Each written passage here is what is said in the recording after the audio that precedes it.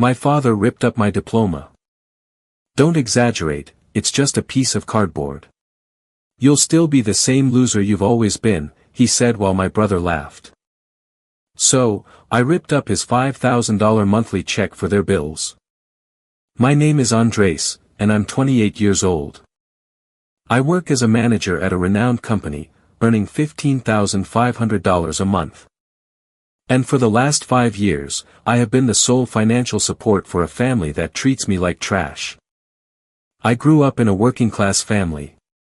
My father, Ricardo, 58, used to work as an insurance salesman but quit his job 7 years ago, claiming health problems that were never very specific. My older brother, Pablo, 32, has never held a stable job in his life, always making excuses that the available jobs weren't worthy of him or that he was waiting for the right opportunity. My mother, Elena, 56, is a homemaker and always has been, dedicated to taking care of the home and us. From a young age, I understood that if I wanted something in life, I would have to get it myself. I worked part-time jobs throughout high school to have my own money. When I graduated, instead of going straight to college like Pablo had with my parents' money, I worked full-time for 2 years to save up. At 20, I finally entered university to study business administration while continuing to work part-time to pay for my studies. It was 8 years of hell, working by day, studying by night, sleeping little, sacrificing my social life, all to finally obtain my degree. It took me longer than usual because I had to defer some payments. Meanwhile, Pablo had dropped out of college after 3 years of my parents paying his tuition, deciding that university wasn't for him and that he would learn more in the real world. Since then, he had been living at my parents' house without contributing anything, playing video games, going out with friends, basically, an adult behaving like a kept teenager. When I was 23 and working my first professional job earning $1,500 a month, my father called me for a serious conversation. "Son, your mother and I are in financial trouble," he told me. "On my pension and with no other income, we can't make ends meet. We need your help." "And Pablo?" I asked. "Can't he get a job?" "Your brother is looking," my father defended him, "but in the meantime, someone has to help. You're the only one with a stable income." And like the naive person I was, I agreed. I started by giving them $500 monthly to help with the bills, but it was never enough. There was always something more, a medical emergency, an urgent repair, an unexpected debt. Over the years, my salary grew. At 25, I was making $8,000. At 27, $12,000. Now at 28, $15,500. And in parallel, my financial support for the family also grew. Lately, I had been sending them $5,000 every month. A check that covered absolutely everything: their house rent, $1,800, utilities, $450, food, $1,200, the car they used, $600, and miscellaneous expenses, $950. In 5 years, I have given them $300,000. $300,000 to support 2 perfectly capable adults who simply chose not to work. And my reward for this constant financial sacrifice was systematic emotional abuse. "It's true," Pablo would add, laughing. "Poor Andres, all that work, and for what? To remain mediocre. At least I live happily without enslaving myself for a paycheck." My mother occasionally tried to defend me. "Andres is a very hard worker. He's building a good future." "Future," my father would scoff. "He has no wife, no kids, he works all day. What kind of future is that? He's a loser with money. That's not success." Every family visit was the same. Criticism, mockery, belittlement. And I put up with it because I thought of my mother. She was the only one who showed me genuine affection, the only one who asked how I was really doing, the only one who seemed to appreciate what I did for the family. I kept sending that $5,000 monthly check, thinking, I'm doing it for Mom. So she could be comfortable, so she wouldn't lack anything. Then this month arrived. After 8 years of studying while working, after sacrificing countless nights of sleep and weekends, I finally graduated from university with my degree in business administration. Not with honors, because working full-time didn't allow me to get the best grades, but I graduated. I finished. I achieved what I set out to do. My graduation ceremony was on a Wednesday afternoon. My mother said she would try to come, but that my father and Pablo said they had things to do. In the end, none of them came. My mother didn't come either because she said my father wouldn't let her go. He made her cook instead of letting her attend my graduation. I graduated alone, with no family in the stands, but I didn't mind that much. I had achieved something important for myself. The next day, Thursday, I went to pick up my official diploma from the university. It was a beautiful document, an elegant frame, my name in calligraphy, the official seal of the university. I held it with pride, thinking about everything it represented. 8 years of effort, thousands of hours of study, countless sacrifices. I decided to go show it to my family that same afternoon. Maybe, just maybe, they would see that I wasn't a loser, that I had achieved something significant, that I deserved some respect. I also brought the $5,000 monthly check with me. It was the end of the month, and they had to pay the rent. As always, I was the one ensuring that payment was made. I arrived at the house around 6 p.m. My father was on the couch watching television. Pablo was playing video games in his room with the door open. My mother was in the kitchen preparing dinner. "Hello, family," I said, walking in with the diploma in one hand and a small box of cupcakes in the other. "I brought something to celebrate." "Celebrate what?" my father asked without taking his eyes off the television. "I graduated," I said with a proud smile. "I officially picked up my diploma today. After 8 years, I'm finally a professional." My mother immediately came out of the kitchen, wiping her hands on her apron. "Andres, congratulations." She hugged me with genuine joy. "I'm so proud of you. 8 years of so much effort. You did it." "Thanks, Mom," I said, returning the hug. "Is this why you interrupted us?" Pablo said, coming out of his room. "To show off a little piece of paper." "It's not a little piece of paper," I said, holding out the diploma for them to see. "It's my university degree. It represents years of hard work." My father finally deigned to look at me. He held out his hand. Naively, I passed it to him. He held it, looked at it for a moment, and then he tore it. With deliberate, slow movements, he ripped my diploma in half, then into quarters, then into smaller pieces, all while looking me straight in the eye. Finally, I said, "What are you doing, Dad? That's 8 years of my effort. Why did you rip my diploma?" "Don't exaggerate," he said with a cold, contemptuous voice. "It's just a piece of cardboard. You'll still be the same loser you've always been. This little piece of paper doesn't change that." The pieces of my diploma fell to the floor like confetti. 8 years of effort turned into trash in seconds. Pablo burst into laughter. "Dad, that was epic."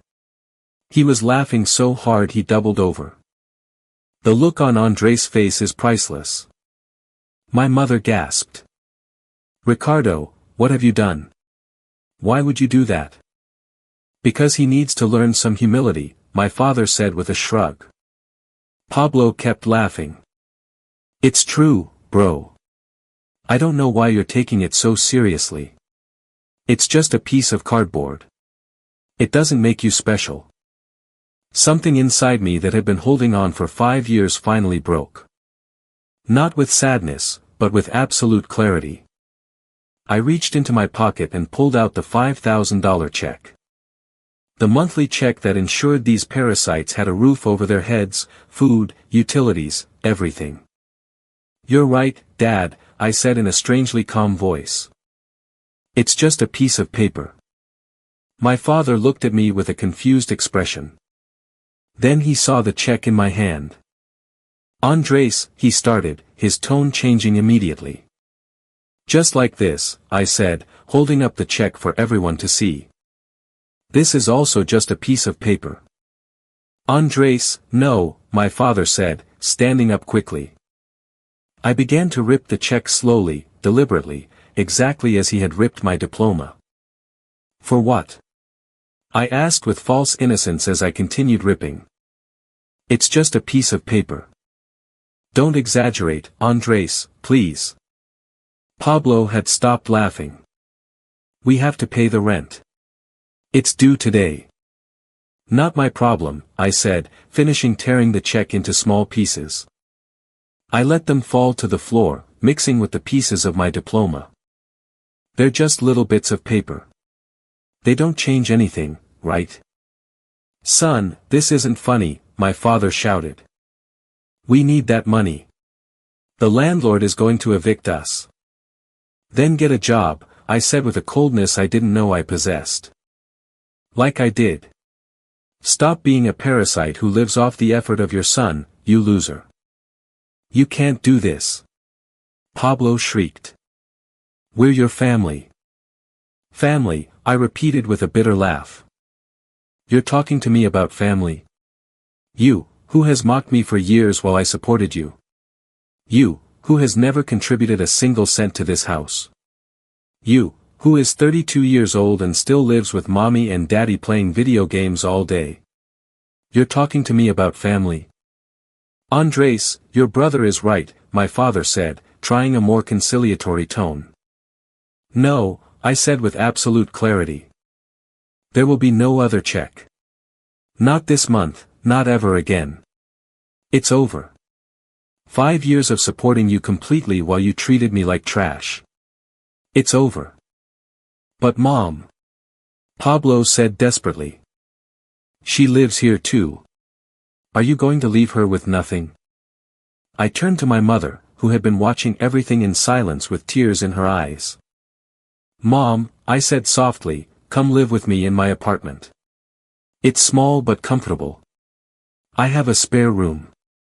You would live comfortably, with respect, without having to put up with this. I pointed to my father and brother. Without having to live with people who despise you as much as they despise me. What? My father turned red. Elena isn't going anywhere. It's not your decision, I said. It's hers. Mom, what do you say? My mother looked at me, then at my father and Pablo, then back at me. You really want me in your apartment? Of course, I said. You're the only person in this house who has treated me with genuine love, the only one who deserves my help. We'll live together. I'll work, you can rest. No more putting up with mockery or contempt. Elena, don't be ridiculous, my father said. Your place is here with your husband. My husband, my mother said, her voice trembling. The husband who constantly mocks me, who tells me I'm useless because I don't work, who humiliates me in front of our son along with Pablo. That husband. I froze. What? They treat me badly all the time too, my mother admitted, tears now streaming freely. They tell me I'm a burden, that I don't contribute anything, that I should be grateful they tolerate me. Pablo tells me I'm a useless old woman. Ricardo, her voice broke. Ricardo tells me I should just leave so I'm not a burden to anyone. The rage I felt in that moment was indescribable. Is that true? I asked my father and Pablo. She's exaggerating, my father said quickly. We're just joking. Just like you were joking when you ripped up my diploma. I roared. Just like Pablo was joking while mocking me for years.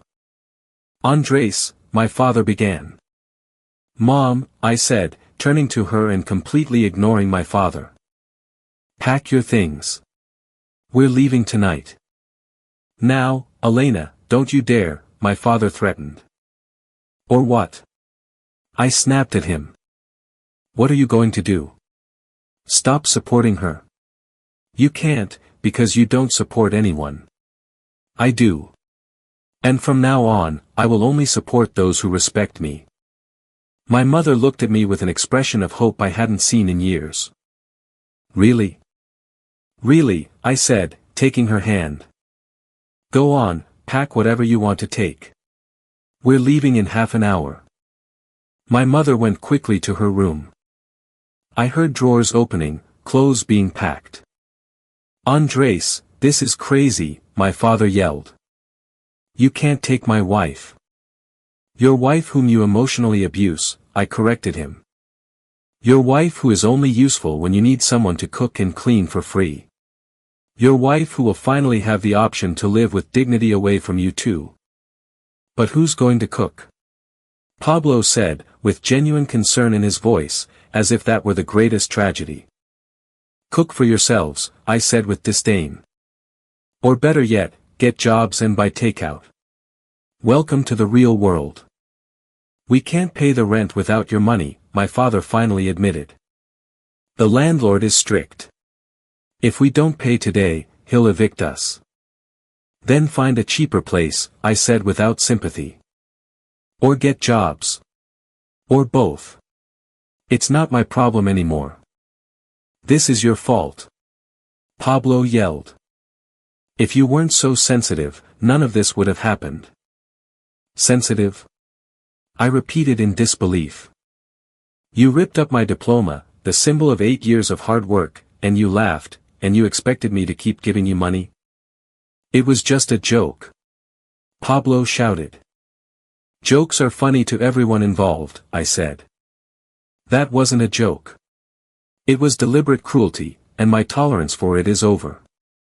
Half an hour later, my mother came out with 2 large suitcases filled with clothes and some personal belongings. Her eyes were red from crying, but there was determination on her face. I'm ready, she said.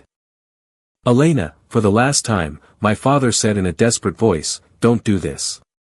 Think about our marriage, our family. I have thought about it, my mother said, her voice firmer than I expected. I've thought about it for 35 years, and I realized I married a man who became cruel and lazy. Who raised a son just as cruel and lazy. And that my other son, the one you call a loser, is the only decent man in this family. We left that house that night. I carried my mother's suitcases to my car. She sat in the passenger seat, and as we drove away, she looked one last time at the house where she had lived for 30 years. Are you sure about this? I asked her.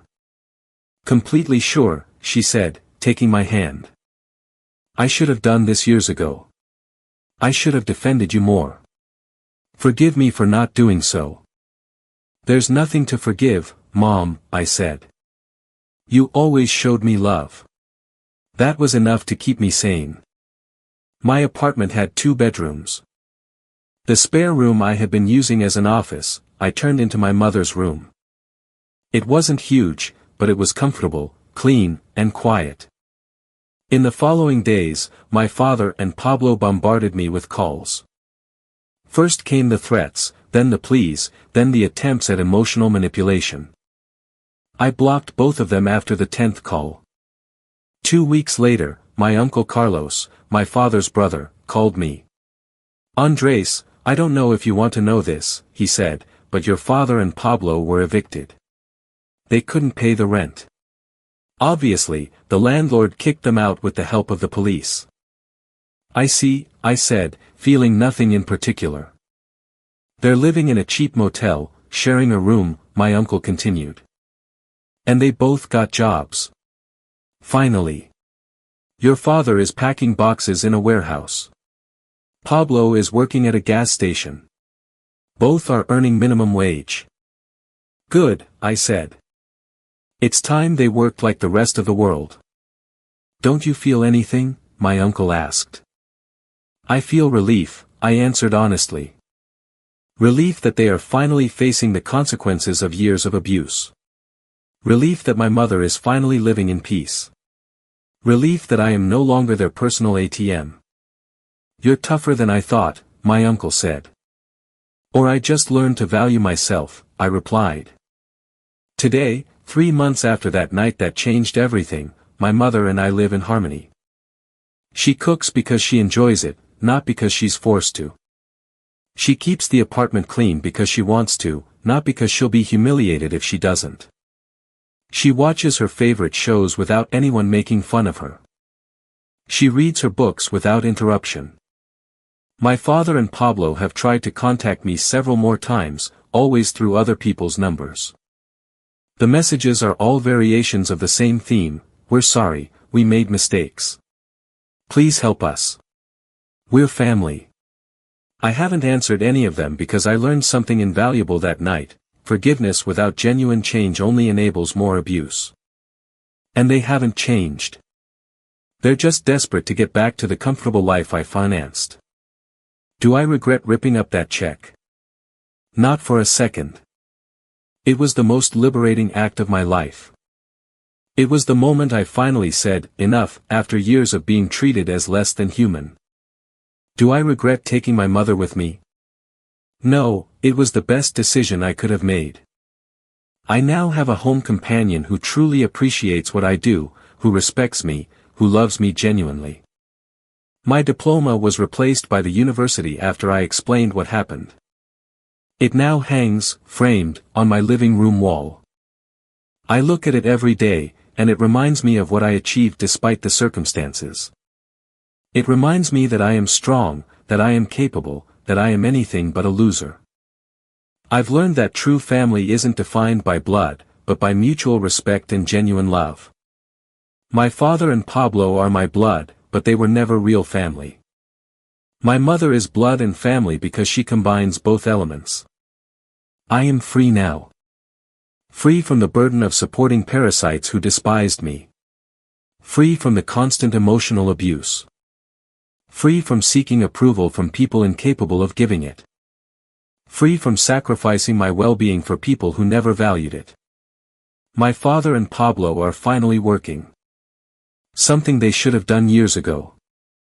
They live in modest conditions, earning minimum wage, probably hating every minute of it, but those are the direct consequences of their own decisions, of years of laziness, years of abuse, years of assuming their personal ATM would never get tired.